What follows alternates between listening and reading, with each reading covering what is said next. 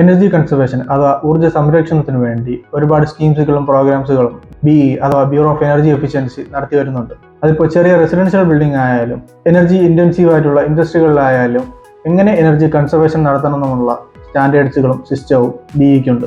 ഈ ബിൽഡിംഗ്സിലൊക്കെ ഏത് രീതിയിലുള്ള എനർജി കൺസർവേഷൻ മെത്തേഡുകളാണ് വേണ്ടതെന്ന് സജസ്റ്റ് ചെയ്യുന്നവരാണ് ബ്യൂറോ ഓഫ് എനർജി എഫിഷ്യൻസിയുടെ certified energy auditors.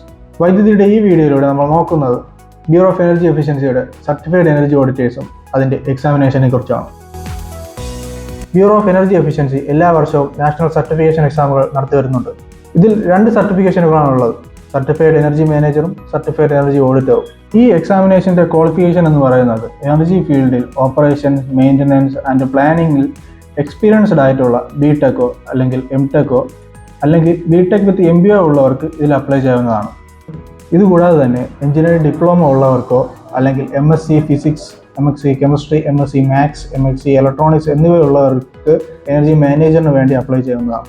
National certification എക്സാമിന് 4 പേപ്പേഴ്സാണ് ഉള്ളത്. General aspects of energy management and energy audit, energy efficiency in thermal utilities, energy efficiency in electrical utilities. ഇത് 3 പാസ്സായാലും എനർജി മാനേജ്മെന്റ് സർട്ടിഫിക്കറ്റ് കിട്ടും. ഇതുകൂടാതെ തന്നെ energy performance assessment for equipment and utility system എന്ന പേപ്പറും കൂടിയുണ്ട്. എനർജി ഓഡിറ്റർ എക്സാം പാസ്സാവണമെങ്കിൽ ഈ 4 പേപ്പറും 50% പാസ്സാവണം. ലോകരാജ്യങ്ങളിലെ എനർജി കൺസപ്ഷനിൽ ഇന്ത്യ 3ാം സ്ഥാനത്താണുള്ളത്. വർദ്ധിച്ചു വരുന്ന ഡിമാൻഡിൽ എനർജി കൺസർവേഷൻ്റെ പ്രാധാന്യം വളരെ അധികമാണ്. ഇതുകൊണ്ട് തന്നെ ഒരു കരിയർ ബേസിസ് എന്ന രീതിയിൽ എനർജി ഓഡിറ്ററും എനർജി മാനേജറിൻ്റെയും ആവശ്യകത കൂടി വരികയാണ്.